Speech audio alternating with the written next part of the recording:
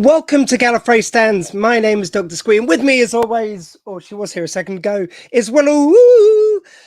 We're going to be talking about Boom tonight. Yeah, Moffat is back on writing duties on Doctor Who, and we've got two special guests here to join me to talk about that wonderful episode.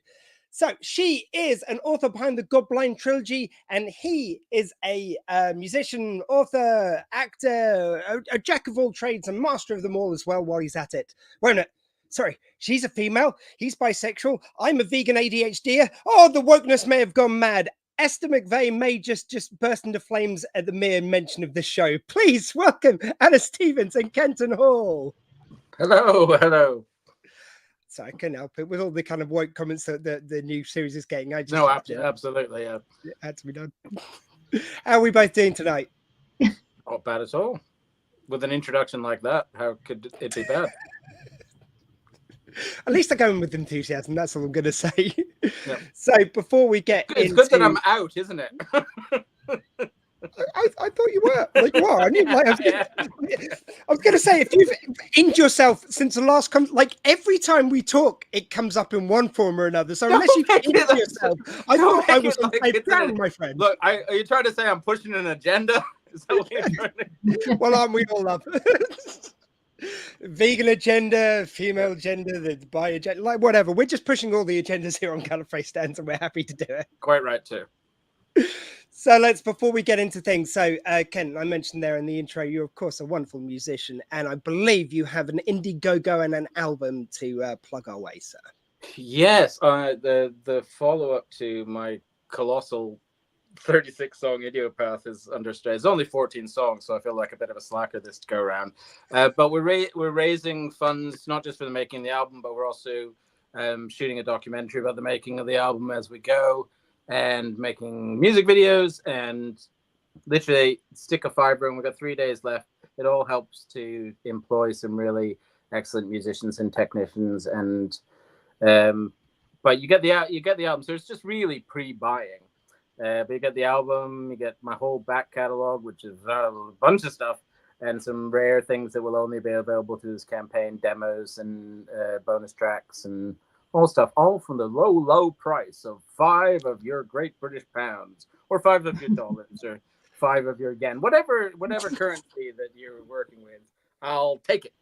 Okay, I'm going to send you yen now. Just indie art is hard enough to make at the best of times, but get lots of music for a small amount of money. That's my sales pitch. And we like it. If you want to support a bipolar, bisexual Canadian who grew up in a cult, then I think that's £5 well spent. You see, I always forget the cult in the intro. Yeah, it's too much. It's too much. If I hadn't become an artist, what would have been the point of me? It would be such a waste of a biography if I'd been a plumber. Like, just to be the world's weirdest plumber, just looking really haunted as they go about the pipes. That's not what you want when you're having your bathroom fixed. You want someone who looks like at any point they might slip into a fugue state. It's not good for the trades. You have to be in the arts with this kind of background. It's the law. Okay, so if you want to support all that, that's at indiegogo.com/project/Kenton/Hall-songs-4-the-swung, or if you just look up Kenton Hall on Indiegogo. Yeah, it's probably the easiest way. Yeah, probably. It's just Anna, me, how are you just me in a doing? building somewhere. Anna, follow that, my friend. I cannot follow that at all. I'm far too normal to follow any of that. So I'm just going to say hi, and I'm super pleased to be back on the show, and let's just talk about Doctor Who. Yeah, sounds good. But anna-stevens.com for all your book needs. That's me. So, guys, let's get straight into it. We've got some figures, first of all, for you. And I'm not just talking about how shapely the three of us are. It's for Doctor Who. So we've got the +7 viewing figures for the first 2 episodes. And now we've got the overnights for Boom as well. So forgive the banner now going over all of our heads. But episode 1 overnight was 2.60. And it's gone up now to 4.1 million viewers. Episode 2, 2.40 overnight, and 3.91 for the second episode, which is a very, very modest drop off, which is always a good sign. And then we've got 3 is at 2.04 for the overnights. Of course, we don't have the +7 viewing figures for that. Just to thank Doctor Who TV for that little chart, which I lovingly nicked. But I did give you a plug in return. So first of all, let's just anyone who was like going on this whole thing of like it got its worst overnight ever. Of course, it was dropped on iPlayer. It was always going to be a bigger markup this time, and 4 million viewers. And again, people who are comparing it to old series, like 4, even for a +7, is really good at the moment. It was very competitive, I believe, in the ratings. I think it was 2nd or 3rd for the night. On broadcast for the first 2 episodes. I'm not sure about Boom, but it's doing very well. So it's just this fallacy that Doctor Who's dying because and it's the same people probably who were saying we need RTD back, suddenly complaining of viewing figures. Oh yeah, I mean, if you've been unfortunate enough to spend any time on Gallifrey Base, not that there aren't lovely people on Gallifrey Base, but the particular threads on Gallifrey Base that have been since the show came back, having precisely the same conversations every time. And if the ratings being variable had any impact on the show, it had been cancelled in 2006, the way that they were going on about it. And yeah, there's been times when it's been huge, but television has changed so dramatically in terms of viewing habits and viewing figures across the board. And you know, it's no longer dependent on purely on UK ratings either. It's been appearing regularly in top 10 for Disney Plus in multiple countries. And I don't think people realize as well. I think people fear 1989 all over again. And it's never going to happen that way again. Even if it got rested for a period, it is now a solid television institution that will always be revisited because it makes money for the BBC, and always has really. So it'll just be refreshed, every so often. Anything on the viewing figures, Anna? No, I'm really impressed that the drop off was so small for episode 1 to 2. That's really good. It shows that people are really committed, and enough of them came back for episode 2, which is a good sign. I think they're super solid figures, and how many people. Is that from TV? Is that from BBC and Disney Plus, or just BBC? No, that's just BBC UK figures. So it includes all the streaming across iPlayer. Oh, wow. Yeah. It's I think that's very, very comfortable ratings. And the other thing to bear in mind as well is because 4 million is nothing to be scoffed at for viewing figures these days anyway. But there's a lot of people who choose to wait till the end of the series and binge. So with that markup, which we're going to see eventually. The +28s are going to have a lot more impact on how the show is doing than the +7s at this stage, because people they save things up and they watch them in bulk. Yeah, I must admit, just because I think we 3 of us are around the same vintage, shall we say? And I do miss the whole thing of event TV. A little bit of me was kind of sad with it going on iPlayer, but I just think it's what needs to happen going forward. It doesn't matter really. We're not the demographic for the future of the show, and I want the show to have a glorious future. Everyone always says that. I feel like I should, but I much prefer the box set model. I always have. Like, I remember I used to save up and buy half-season VHS box sets of Buffy the Vampire Slayer. And, like, when they were about £5,000 for, like, 12 episodes, and you'd save up all month and you'd get half a season and you'd go home and you'd binge them. I like the binge model because I have no self-control. No, that's fair by me. I think Anna, we're just having a bit of problems with the connection, so hopefully she'll be back with us in a moment. But we will press ahead because we've got an episode to talk about. So first of all, something which I'm always in awe with Stephen Moffat. Not only does he go for kind of big concepts, sometimes he's someone who will happily limit himself on an episode with what it's almost like he wants to give himself kind of more obstacles and challenges. And this is an episode with the Doctor throughout the whole thing stuck in one set on a mine. It's not even a bottle episode. It's like the tip of the bottle episode. It's that kind of localized an area. And I've got two writers here, so it seemed like it's something we should talk about, how it's kind of like wonderful. And we've got Anna back. Are you okay there now? Hi. Can you hear us? Yes, I can. Sorry, you keep freezing, and then that time I just got kicked out completely. So my apologies. I'm assuming it's internet at my end. I was going to say, I think it's your internet gremlins tonight. Like last week, it was or like Sunday, it was me, and a few issues last week. Oh no, what's going to happen to me next then? Well, I'd hate to spoil the surprise. But we're just talking about the kind of like. I don't know where I am. Deep cut. Oh god, this is becoming like this is next Moffat episode, isn't it? Where they're all stuck on a Zoom call.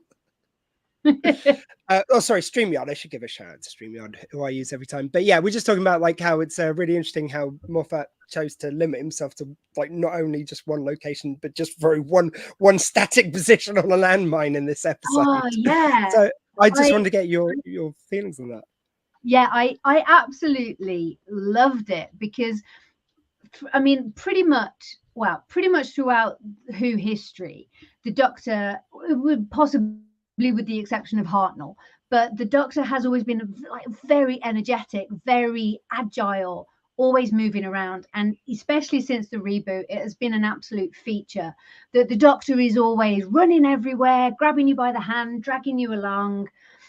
And so for this episode where he literally just stood still, I thought it was wonderful.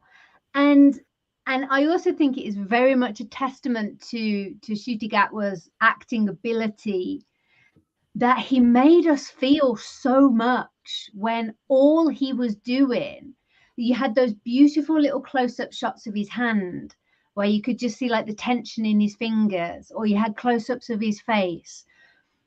And that was it. That was all he did. But the tension was off the charts.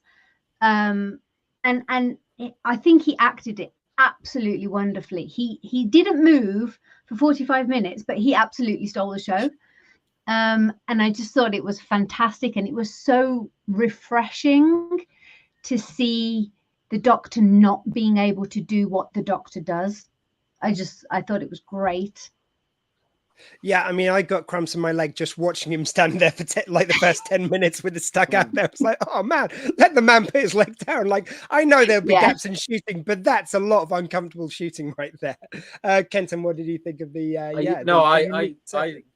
I agree completely, and I think from the interviews that I've read with Stephen Moffat, and I think as well, I don't know how Anna feels about this, but I think as a writer, particularly if you've written anything for a long time, or you've written a version of or a style for any long time, you're always looking for something to be a new challenge and to push yourself out of your comfort zone and to try other things. Mine is always I try to like see, can I write a page without jokes in it, and and I think you can see with Stephen Moffat, having written as much Doctor Who as he had, that he wanted a new challenge, to find a different type of story that he could tell, and limitations oftentimes are like a writer's best friend.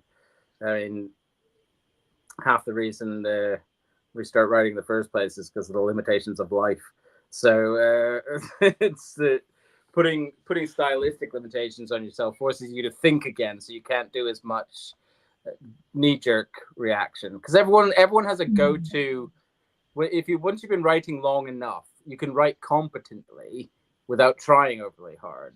But competently isn't exciting. Competently doesn't go anywhere new. Yeah. So you have to kind of trick yourself out of what you can do without thinking by forcing yourself to think again. And I think that was it. There was obviously a writing exercise in it, but it also was a very convenient hook to hang some really big themes on. I mean, I love The Devil's Chord. I liked Space Babies, but Boom's definitely been my episode of the series thus far. Yeah, I agree. And I felt like actually what you were saying is really interesting, because the one thing I was thinking is that in those first 2 episodes, even though they were on the whole kind of very unique, different episodes, there were still these moments where I was like, I could just see other episodes which RTD had done. Like there was the scene where they look out the view screen and it just looked like it was taken straight from The End of the World. And like, I love the fact that Moffat put himself in a position where he couldn't really do that again. Like you say, it's putting a limitation in there, which forced him to go into a new space. The only thing, bizarrely enough, which was repeated from one of his other episodes, which seems like such a weird thing that you'd have to go out of your way to repeat, is vicars who were also soldiers. Well, that's happened. Oh, that was a running thing through all of Moffat's era.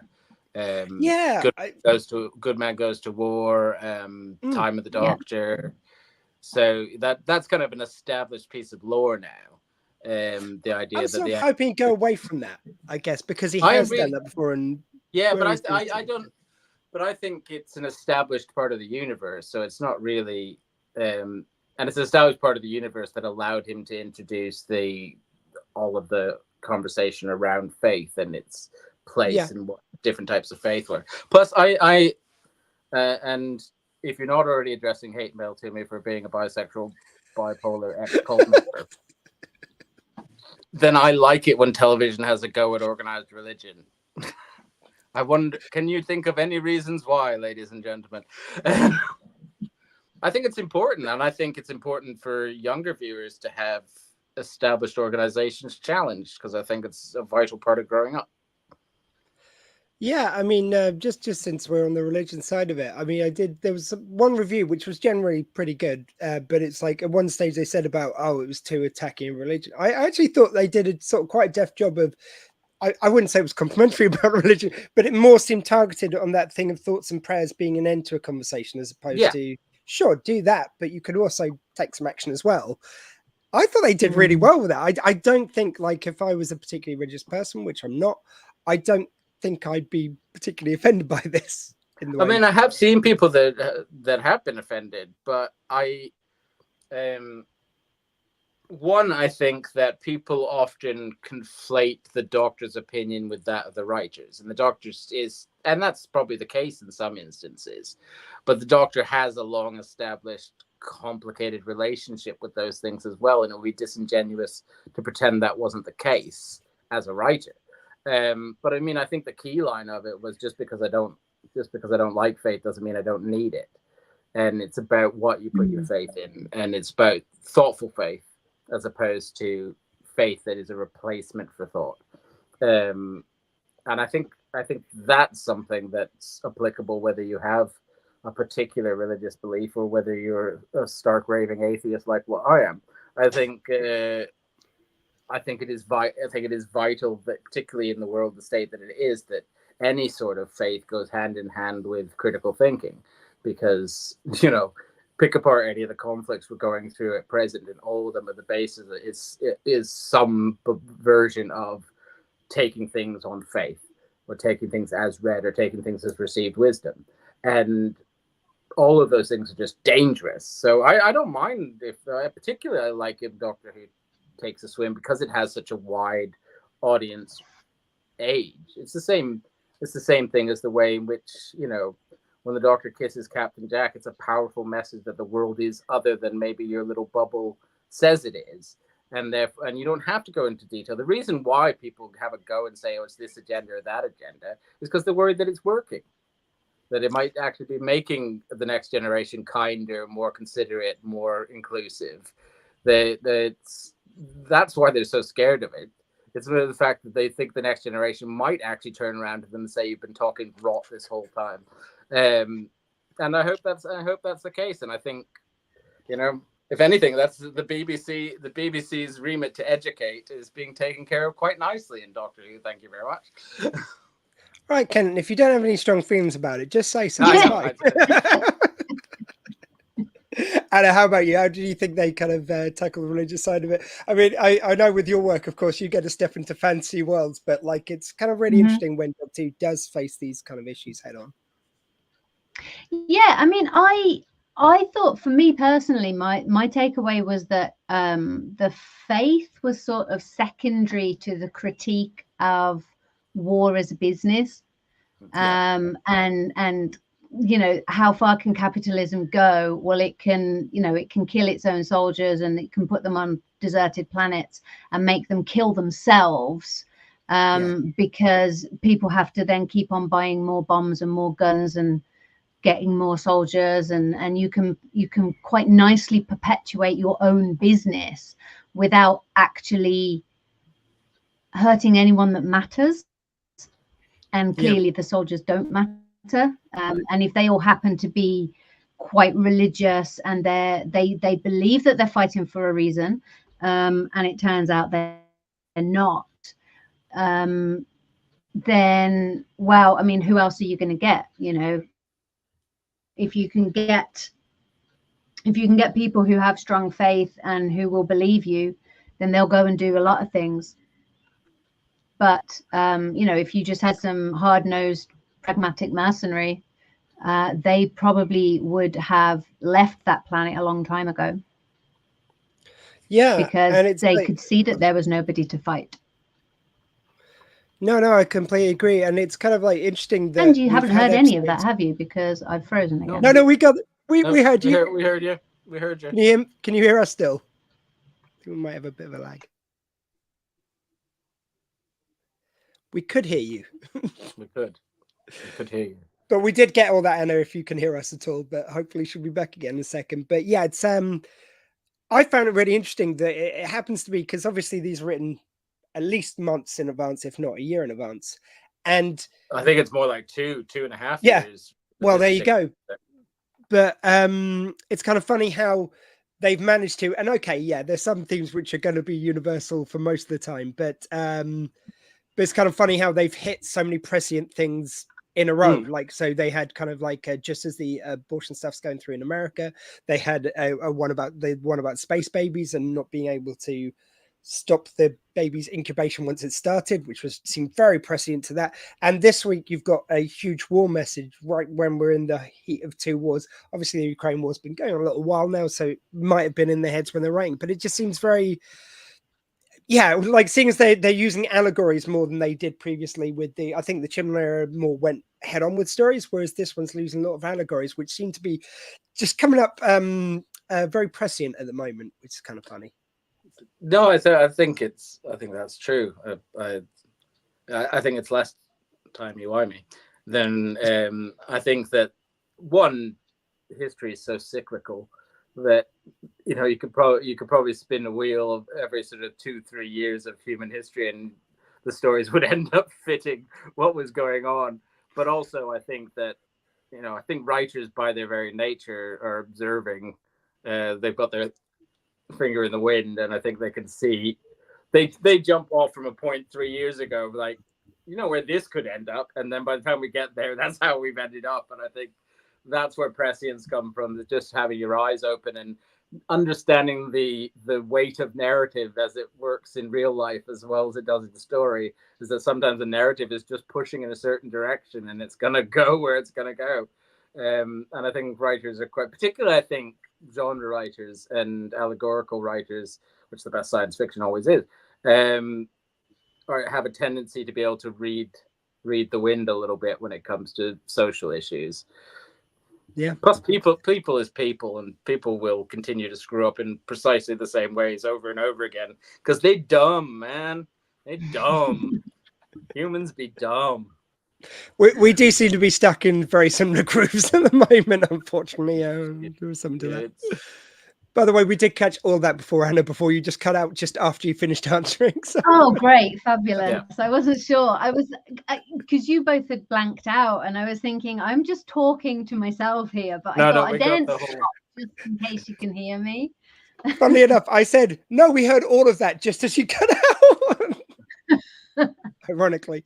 But yeah, just saying how it's quite funny how we've kind of had 3 stories, kind of all of which had quite prescient messaging, seeing as they're sort of told through allegory at the moment. I don't know if you kind of, I'm sure you picked that up from the writing last few weeks.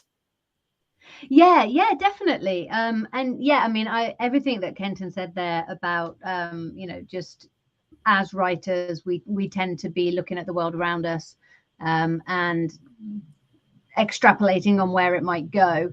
And it does feel very much like this season of Who has done that. It does make me chuckle when you think of all those poor straight white guys who are now ranting that Doctor Who has gone woke, and you think, I can think of several episodes from about 50 years ago actually that anybody these days would consider to be woke. So it's Doctor Who has always been political. Yeah. And it's all in a box who they can say what they like, because it's a science, it's a kids program about a time traveler, but what's actually happening is it gives them that freedom to comment on the real world and to have opinions and to take unpalatable truths and present them in a way that is appealing to multiple generations, and that might actually get 1 in 10 of them to stop and think and maybe even change their minds. And that's what I love about Doctor Who, is that it can get away with anything. Yeah, and it's always just so at the forefront of kind of what's happening and kind of pushing the kind of conversation forward, which I think is wonderful. One bit I did want to talk about, because we might jump all a bit, like if anyone hasn't guessed yet, we might jump all over the place with this episode because it's one setting, so it's kind of hard to do a linear telling of this particular one. But I did love the bit at the beginning where they're on the comms to the daughter whose name I've lost here, but thank you very much, Splice. So we've got I do love the bit where he's like on the comms and goes like, right, breathe into the monitor now so I can tell what you're pressing. Like for me, it was always with my son, it was always like, right, okay, I've checked your toothbrush, it's bone dry, you definitely haven't done your teeth. And half the time I hadn't checked at all, but it's like it worked every time. Yeah. Brilliant parenting trick. Yeah. Yeah, it was nice to see that, to see the human side of it. And obviously the reason why they did that is that it builds the pathos for then when Veta dies. Yes. But yeah, it was so nice to think that you're on a foreign planet, an alien planet in the 900 millionth millennium or whatever, wherever they were, and kids are still trying to get out of doing their teeth before bed. It was such a, like you said, it was such it really added to the whole overall feeling of the episode, I think. Definitely. I think, and they were very good at kind of like, I think one thing that Moffat does very well is being very kind of concise with stuff and kind of putting stuff in which he needs later, like the kiss thing was established, which is perfect for when you've got the hologram there. And I also thought that spoke very nicely to how corporations would just do the most low rent hologram, because it's like, of course, in context, you wouldn't say kiss to a random stranger. And it just, that seemed something quite big said quite subtly. And I kind of like that idea that would be a sort of like janky hologram which had just enough that you'd know it was the person in it. Yeah. And we also bring back the villain guard, which were originally in the Eccleston era when he replaced their weapons munition fields with the field of bananas instead. Yeah. And the other thing, and also we were in the ruins of Villengard in Twice Upon a Time. That's where Rusty was holed up. We were indeed. Yeah, and I mean the one kind of critique, again, I've kind of like looked through a few reviews and just sort of like seen what everyone else's kind of take on it is. One which really amazed me was someone was trying to say they didn't think there was any chemistry between Ruby and the Doctor. And I think that's one thing which straight from the get-go was just automatic with them. Yeah, exactly. Yeah. And for anyone who might be not be able to see their screens, Anna just very sensibly went, what to the screen? I don't know what, like, you know, I mean, you can say you don't like their relationship, but they've had chemistry from the beginning. I just love the kind of simple way of showing their kind of friendship by her kind of walking up to him with the mine and like handing him over the capsule. That was just so nicely done. And again, it was just that thing of just saying something really powerfully with a kind of relatively small moment. Just wondering what your thoughts were kind of yeah, and it was really nice as well, because in I think it was in Space Babies where he says there's one thing I can't do is I can't take you back to the night you were abandoned at the church. I can't show you your parents. I refuse to do that. I forbid you to ask me to do that. And then all of a sudden he's standing on a landmine and he can't move. And it's almost like you can feel him wanting to say, I forbid you to come over here. But he can't stop her. He's got no choice. He's just got to let it happen. And I really liked that, because it was like, it felt a little bit like someone who's sort of starting to push the boundaries of a new friendship a little bit. So like Ruby is like in Space Baby, she was like, no, fine, I'll never ask about my parentage. And then, you know, 2 episodes later, she's like, what are you going to do? Step off the landmine? You can't, can you? I'm just going to do what I like, kind of thing. And I really liked it, but I also liked that the direction she chose to go in was towards him. yes. That she knew that, you know, I can't get far enough away. I'm going to die anyway. This is the only thing that I think, the only person who can save me is this person standing in front of me. So I'm going to go towards him. And I really liked it. Funny enough, the one thing which probably, if you told me that I would be really loving the Doctor calling his companion babes, I would go, I'm not sure. That sounds a bit...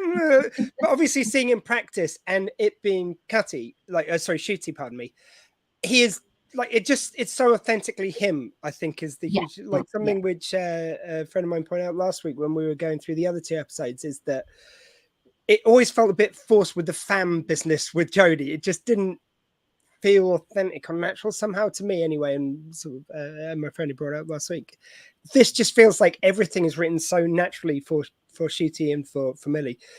And when like she calls him babes, it's like, oh, she's calling him like he calls that, like, and it was such a great, just brought me there just so well. Sorry, Ken, on the relationship between those 2. Oh, I think it's brilliant. I don't think yet that people have really sort of processed how exquisite Millie Gibson's comic timing is for a 19-year-old performer. There's a moment in Space Babies where the fire shoots out of the thing and she goes, oh no, you made it worse. And it's one of the best line readings I've ever seen. Because it's a 2-shot, there's no cutting on it. It is her comic timing. And having worked as a comedy actor like for 20 years, like I was like jealous, because that was like, my God, he's just got a gift. Then he's playing the dramatic stuff beautifully, but just those little grace notes and moments that, you know, Karen Gillan was really good at, and Jenna Coleman in particular was excellent. She reminds me sometimes of Jenna Coleman, but I think it is the performance. I think it's just the comic timing of the performance that just she's got an extraordinary gift. And she's in the right show for a boot camp, because it's going to ask a lot of different things of her as a performer, you know, going here, there, and everywhere. But I do think some of the things I've read as well, people saying there's no chemistry between them, and I'm going to sound like exactly the sort of ranting person that gets the right-wing people, but I think Kenton, you ranting on the lefty side, you do surprise me. I know, the very idea. I think it's homophobic. I think it's the real people that, knowing that Shooty is queer, think, oh, I can't imagine them boning now, so there's no chemistry. And like, but those things, I didn't think of that, but I think you're right. I think you're right. It's precisely the same reason why someone like Rock Hudson did not feel like comfortable coming out, because that idea that once you know a performer isn't the same sexuality as their character, or their character isn't the sexuality you assumed it would be, or it's changed, that somehow you can't think of them the same way that you wanted to. Admittedly, these are the same people that have an issue with the Doctor having any sexuality at all, despite the fact that he's got a granddaughter. So really, I think they've got some stuff to sort out for themselves.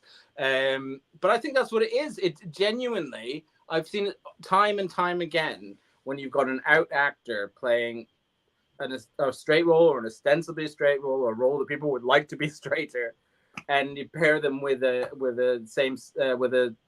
opposite sex partner, and people go, "Oh, well, there's no chemistry there," and it's like, how much you do know there's other types of chemistry, right? You know, like just because you haven't experienced any of them doesn't mean there is only the one. And Shitty's talked quite very openly about the fact that they kind of like have, you can't not have his gayness and his chocolateness, as he put it in one interview. You can't kind of extricate that from him. It's got to be in the role, and it is. And I kind of love the fact that even though we know the Doctor has been everywhere, done everything, and thusly is kind of characterized usually as being bi generally these days. I like the fact they kind of characterizing it, feels like they're characterizing it as a gay Doctor, like an out Gay Doctor, which I think is really important. And just seeing that kind of, because I always want to see, like, what can this new actor bring to the role? What differences are we going to see? What shade of Doctor Who have we never seen? And that's so, like, that's what I'm really enjoying. Like, there's never been, like, it's always true, there's never been a Doctor like any of them. But it particularly feels true for the kind of like quantum steps we're taking with Ncuti. It's dazzling, I think. And yeah, like you say, it's a different type of chemistry. And I think he's the first 3 episodes, well, plus the Church on Ruby Road as well. So all of the episodes that he's had so far, I think he has been just so naturally and casually queer throughout. Like I can't even put my finger on what it is, but you just watch it and you just think that is not a straight person. It's clear, he just brings something to it, whether it's the winks, he does these little winks, it's his little smiles, it's the costumes, it's just the way he carries himself and moves. But everything he does is he brings his whole self, as everyone, or as the phrase is, to every performance, and it has really added a different dynamic, which I am thoroughly enjoying. Yeah, me too. Yeah, and I think it's not even like, I think that the actor and the character get grafted together every time with the Doctor, but it's always been in the character. There has always been, with the in-universe explanation that the Doctor every regeneration is kind of a remix of all of their personality traits and memories. There's always been a queer side to the Doctor, and it's just forward facing at the moment. And yeah, well, we had we had hints in script that 14 was already in touch with his queer side more than 10 had been, although 10 wasn't exactly the straightest Doctor in the world either. It's there in the character. It's like when people say, "Oh, Doctor Who is camp now," and I'm like, "What show have you been watching?" Here is Ken Dodd in the sparkliest outfit you've ever seen in your life.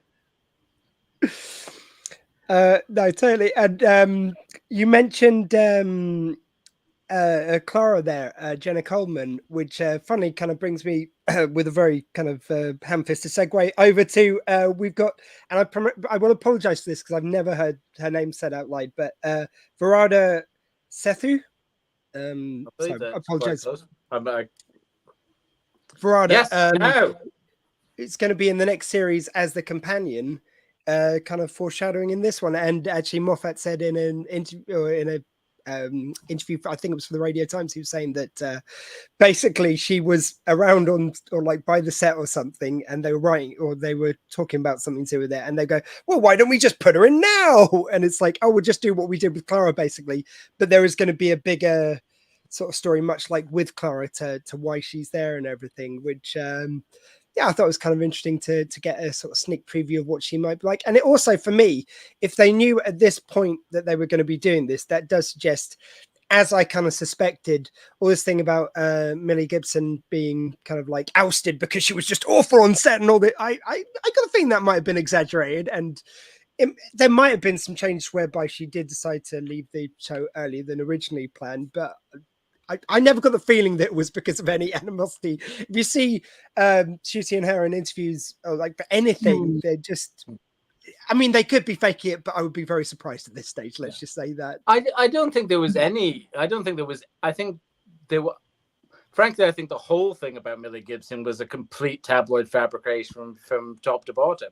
I think that having a companion that has one full series and then their story carries on to the second series, but they're not the full-time companion. We've had that. We have actually had very few multiple series companions since the show came back. It's there, but I think people have kind of gone, you know, Rose and Amy, and then they've thought, well, that's if the actor isn't sticking around for more than one whole season, then they've been sacked. And it's just tabloids fishing. They're fishing for the kind of things that sometimes happen on sets. Not realizing as well that 2 series were written before, nearly finished writing before the first series was being shot. All of this is planned well in advance. Boom was written, according to Moffat, 2.5 years ago. So there would have to be a very serious reason. People don't understand how television is actually made. There would have to be an extraordinarily serious reason for an actor to be written out against the plan that had been made. She'd have to have been stabbing folk on the catering line. Like it has to be. No one gets sacked from a show for being a bit difficult to get along with. All it is just a paper wanting to portray a young female actor as being difficult because that's the go-to explanation for a woman that speaks out loud and takes up space. Oh, they're difficult. Yeah. So it was just an excuse from the Daily Mail and that lot to put the boot into a successful young performer. So burn them down, I say. Burn them all down. Not literally, folks. Unless, of course, you sign this piece of paper extricating me from all legal responsibility for suggesting the idea, in which case, fill your boots. Kenton, stop it. I already said Esther McVeigh was going to explode. Like, you know, I'm with you. We're not advocating violence here. Not a jury in the land would convict you. But I think they've got a long history, haven't they, of an actor showing up for a cameo in one episode and then all of a sudden, you know, so I mean, because Freema did it. So Martha Jones, she had a role in the season before with Rose. And then, Karen Gillan was in an episode and then came in as the companion. Peter Capaldi was in an episode in the Fires of Pompeii. With Karen Gillan. With Karen Gillan, yeah. And then there's Colin, and then Baker Clara, as well. Yeah, and then Clara had hers. Jenna Coleman had hers. So, there's a long history. It's almost these days. It's like if you see a fan base in Doctor Who, you're like, oh yeah, they'll be back next season, probably in a fairly central role. I think they just do it for fun. It's like Easter eggs. Yeah, they're just like no one's going to notice. You see, Millie was so unliked on set. She wasn't invited for an episode before her main run. Now it's all coming out. Yeah. I think you notice if you go back to old Doctor Who episodes, Millie Gibson is nowhere to be seen. Yeah, exactly. It's almost like she wasn't born. Something. And just in case, what I'm curious to see is whether, I'm sure they have now put a timey-wimey plan into place to explain it all, but whether it was a case that they cast an actor, thought they were brilliant, and then cast them as the new companion, retrofitted whatever story explanation they have, or whether this was the plan from the very beginning, which is difficult to say because there was some months before she found out that she was the companion after having shot her first episode. So I suspect that she's not going to be Monday Flynn moving forward, but I suspect there will be some reason why there's a connection between the two.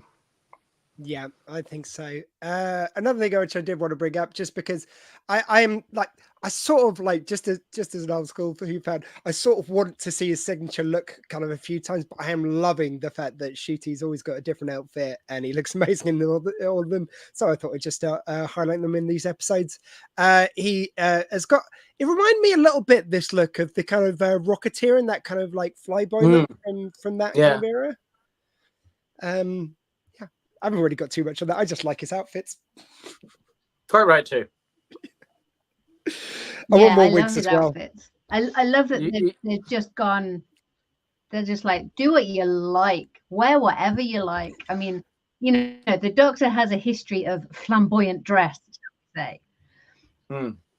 Yeah, I just wanted them to find the one outfit that he doesn't look in, and just to be contrary, if nothing else. He just looks good in everything, that man. Is basically wearing Colin's outfit, but a bit at a time. Sorry, I can't hear anything again. Oh, we've lost. Oh, it's okay.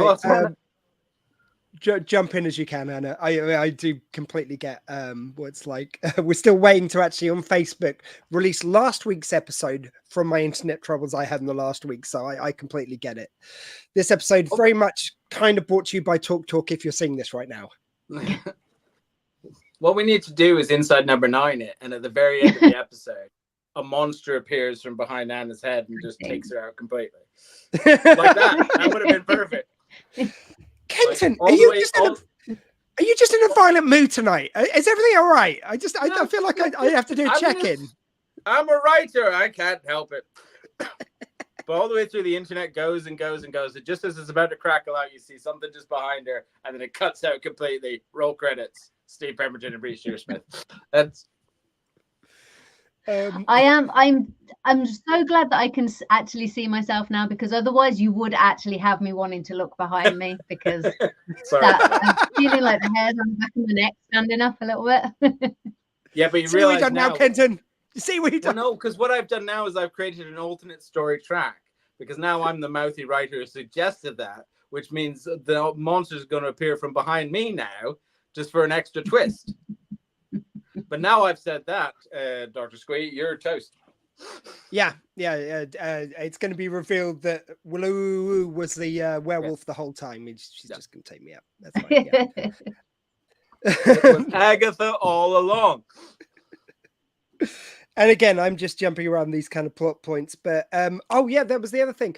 In the last week's episode, it was noted by quite a few people that it mentioned that it was June, because they went to call. It was something to do with kind of the current time for Ruby, and it was 6 months later. It was like June time, and of course the Christmas special was in December. And this one suggests it's Ruby's first alien planet. So not for the first time, I'm starting to suspect they've kind of changed the order in which these went in. Because it did sort of like, I wonder if they brought, because the Devil's Cord seems like a big actiony one. It feels like they might have brought that forward to the second episode. I don't know, because in Unleashed, they were talking about it as episode 2 from the very beginning of production. So the thing is as well, I think it's, unless it's a deliberate thing, that is so easily fixed in ADR. Yeah, it just, but like sometimes you guys might have experienced this as writers, but I've heard writers talk about things before where you kind of like edit scripts, or in this case change the order. I'm wondering if it's sort of like a vestigial tale which didn't get really noticed at the time. But it just seems like, I don't know, it just seemed odd that they were saying it's 6 months in and then it's a first alien planet after 6 months. Seemed an unusual choice, unless it is building to something. I don't know. Well, I suspect that there's something odd going on with time. Yeah, I'm not sure how they can say it's been 6 months on, because he's in a time machine. So she wanted to go and see the Beatles at Abbey Road Studios.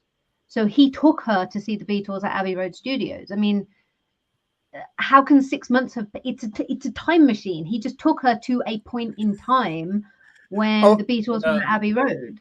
But no, I mean in relative she time. said that he in the asked current... her when it was for her, and she said June 2024. When he was he asked her when it was for her, the present was, and she said June. Oh, I see. Sorry. But I think it's too specific. It's too specific not to be deliberate. I'm laying money on it. Also, sure. If you look back, Rose never got to an alien planet until New Earth. Yeah. Only in the expanded media did Rose go anywhere near an alien planet until her whole second season. Fair enough. The other one, just I've made a note of this line only because I thought it was quite funny, because I know there's a certain bit of the line people we may have mentioned before might have picked up on, but I just had to Google that. But anyway, it's new planet, new world, new landmine. I'm having quite a day. Sorry, that's the wrong one. Lost it up. Oh yeah, sorry. Had to deactivate one of these once at a lesbian gymkhana underwater for a bet. First of all, most Moffat line I've ever read. And I had to Google what gymkhana was. Was I the only one who's never heard that word before? Possibly. Yeah. I knew what a gymkhana was. Yeah, I did too. But I know lots of weird words. So did I think I did, but anyway, sorry, that really doesn't lead anywhere. I was just curious. Sorry, you were looking for reassurance, and now we've just... No, I was just curious, to be honest with you. I'd say, because when you think your vocabulary. Well, you see, I like to think I've got quite an extensive vocabulary. Yeah, so when I hear a new word for the first time, I don't I'm just kind of curious. Is was it just me? But no, it was just me. I have a word of the day email comes through, and I have like a dare with it. If the one or two times it's throwing up a word I hadn't heard before, not because I'm clever, but because I'm bookish. I've been very, very excited. Always very excited to learn a new word. But sometimes I look at it and I go, rakish, try harder. And but then a word. That's a bit like a rake, isn't it? Yeah, that's like my best day ever. It's my best day ever when I learn a new word. That's amazing. That's why I study French every day, because it's all half of it's new words to me. Because my French is the French of an idiot, and I'm trying to get it to be the French of a normal French person, and then eventually move towards a clever French person. Maybe. That's the best I've got for that. La Gymkhana. One thing I do say about this episode, and I think the people of this kind of this planet, which where this war is raging, need better security measures. The fact that kid just walked onto the battlefield seems like a very I mean, I would put up some barriers, maybe a few signs, maybe have someone with her. That doesn't I don't know. Stop kids. Kids can walk through things. When my twins were 18 months old, literally just actually toddling, just strolling around in nappies that looked about 4 times the size of them, so they looked like cartoons. I went into the kitchen to get them food. I came out, they had left the house because there were 2 of them, and one of them picked the other one up to the door handle, pulled it. They ran down a flight of concrete stairs and got in the back door of a Chinese restaurant. And I literally left the room for 5 minutes. And then I came out, and then I had a heart attack. That was an unpredictable situation. Did you indeed have a battlefield downstairs, though? I'm just trying to put it in perspective. Look, I think the kitchen of a Chinese restaurant in a Leicestershire village and a battlefield have very much in common one another. There's sharp things, there's things flying. People are in a bad mood because there's fire. And it's fine. I've been in a kitchen. That's a battlefield. As the bear taught you nothing. People are in a bad mood because there's fire. That seemed like you were reaching there. I'm just gonna say it. Hey, I have never been immediately up against a fire and not had my mood changed by it, one way or the other. All right, okay, I'll give you that. But they went begging for rice when I was going to get them food. So I think it was insult to injury. So I'm thinking my 2 at least could have gone on a battlefield. I don't care what was going on. Okay, apparently that one isn't a problem. I'm going to give you the other one then, which I thought was interesting.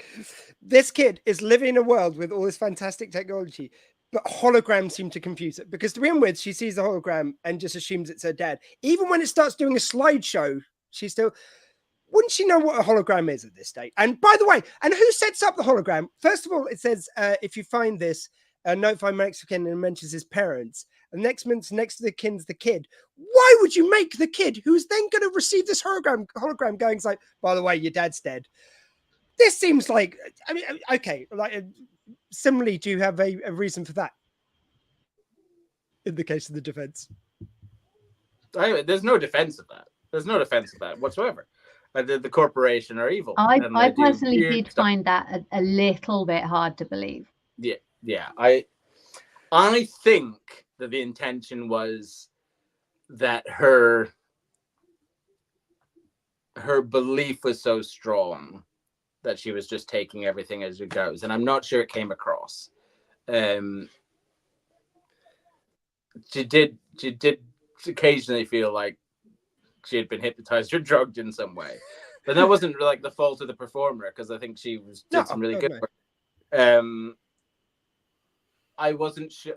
I did, yeah. That was a bit where I kind of wasn't sure how they were playing the grief, and I think the hinge line was when she talked about how lightly she talked about her mother being gathered, and I think that was like the hint that the way Splice had a lot to do with the fact that she had a real belief that everything was good and right, however things played out.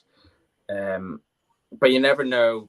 You never know what got cut for time. Sometimes an explanatory line here and there kind of wanders away.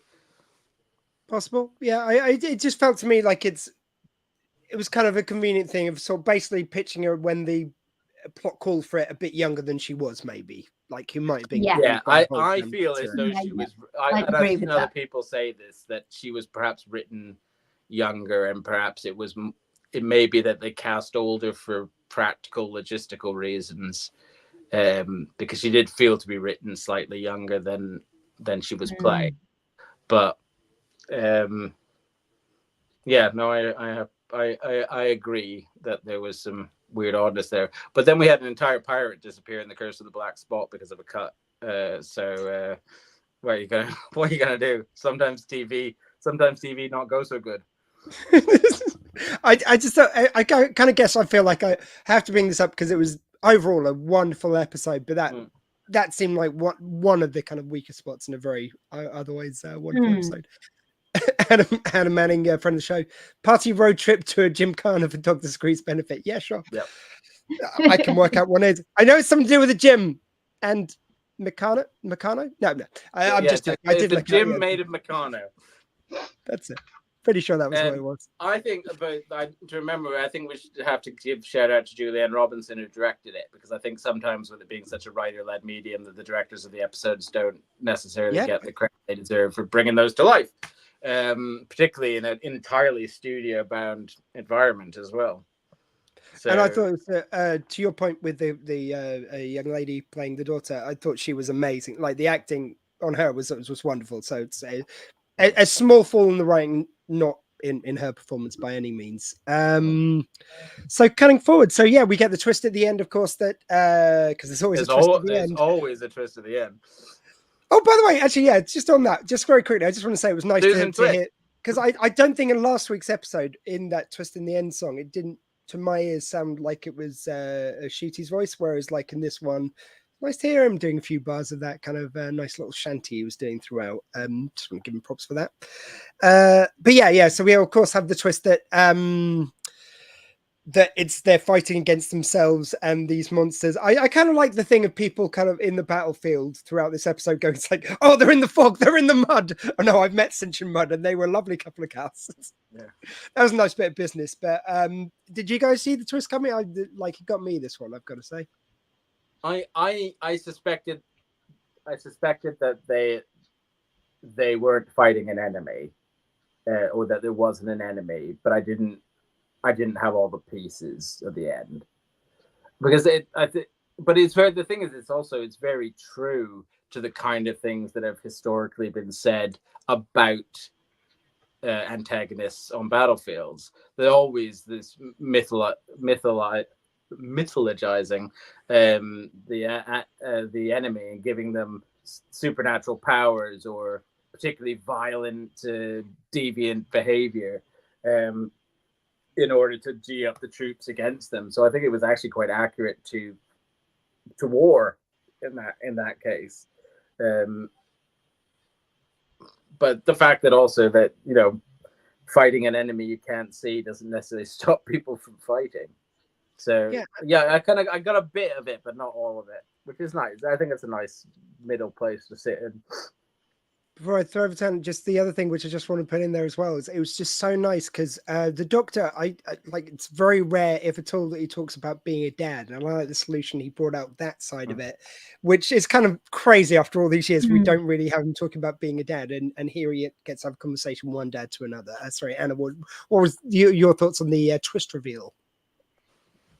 Yeah, I didn't quite see it coming. I thought there was going to be some kind of showdown with some alien race or some other humanoid or something, but I think it worked really well in the whole sort of thematic concept of the Doctor not being able to move anywhere, not being able to go and investigate, and he had to do all of this work. It was all very cerebral for him, so it was literally him putting the pieces together while he was standing there waiting to die.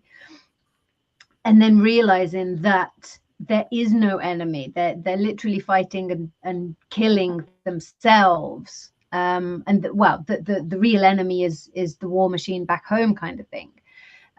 So I didn't see it coming, but I just think it worked so perfectly with the visuals and the concept that everything was sort of very self-contained and static, to the point where they went to an alien world and just were committing elaborate suicide while they were there, and everyone back home thinks that they're doing this grand thing for the sake of humanity or their faith or whatever it turned out to be, which was never really established, I don't think.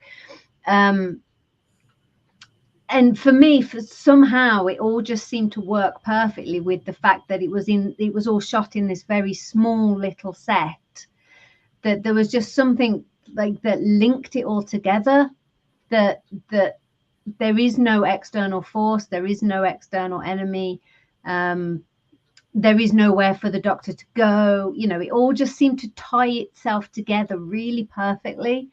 So I loved it. So even though I didn't get the twist, it was a perfect one for me.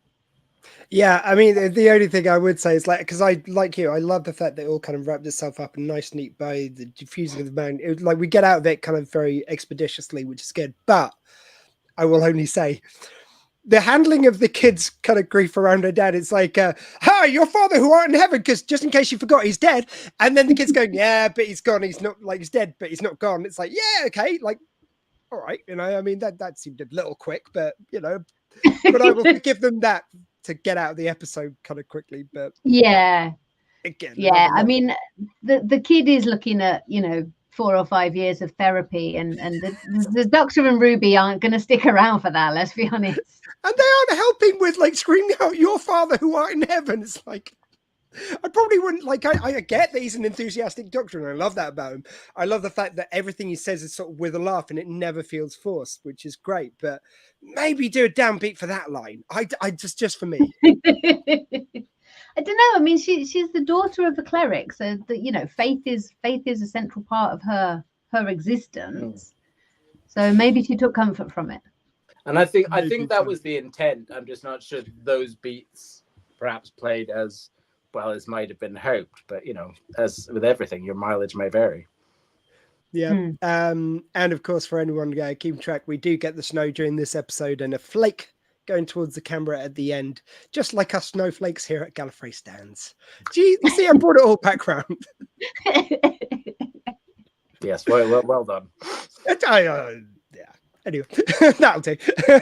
So, please do check out Kenton's album right now. Go to indiegogo.com/project blah blah blah. Just look up Kenton Hall on Indiegogo. And yeah, there's me and there's a building. That's about it. You're gonna find me. I'm real easy to find.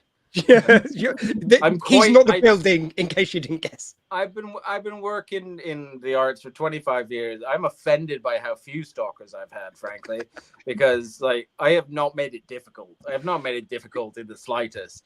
But I can't even manage to get people I'm actually dating to follow me half of the time. So oh, I'm still just disappointed you haven't played the building yet. Like Kenton No, Hall, I know. Kenton Hall. Come on, well, how's I that will not tell happened? this. I will tell the story for Anna's benefit that I've told you before, which is that there is an actual building called Kenton Hall, and I do sound like you should visit me on a wet bank holiday weekend. But Which that's your Tinder profile as well. that's my Tinder profile. Visit me on a web. No, that's getting away from me already. Now this next sentence is going to sound weird by context. I did a documentary for the National Geographic Channel. Now, in it, I was playing a Spanish torturer. That is all of that fact is purely for color. And actually, they used his own dungeon. The point being that I did an acting job for a production company and was owed money. So I put my invoice in and waited. And eventually I called my agent and said, like, I haven't been paid for that job, but I really kind of need it. And she said, oh, I'll call them directly because here's their accounting department. I was like, well, that's terrible agent behavior. And so I rang them up and they went, you have been paid. And I was like, seriously, I'm a working actor. I know when I've been paid because I would have eaten. And they looked it up and they had done some shoot at Kenton Hall. And therefore the building was in their accounting system. So they had paid my fee to a building. That story never come up before. And I was like, well, can I have it back, please? Because the building's big, it's got food in it and people and everything, and I'm hungry. My kids want to eat every day, the deviants. And yeah, I had to crowbar it back to the building and get it sent back. In the end, you got a 20 quid voucher for the gift shop at Kenton Hall. Yeah. I'm just going to treat it as like my own personalized trinket shop, and it's going to go in there. I wonder what legal standing I'd had if I just started stealing things and saying they had my name on them. Prove it. There's only one way to find out. I have my passport. Look.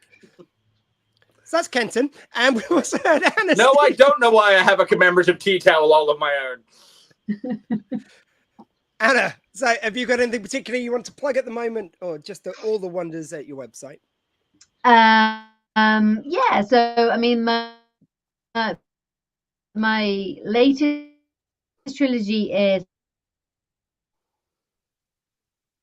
Oh no, during That's the a blood. terrible time. now out. So if you have been waiting for the series to complete before binge reading them all, you can now do that. Rename it. Sorry, we lost you just when you named the trilogy. I've also started offering writing coaching and editorial.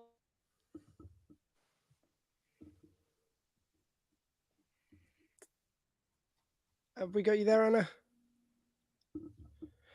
I'm just going to say, Am I gone? go to annastevens.com Am I and back? you've got all the books there. You can get your, oh yeah, yes. Sorry, name the trilogy again. And you were talking about your writing tutorials.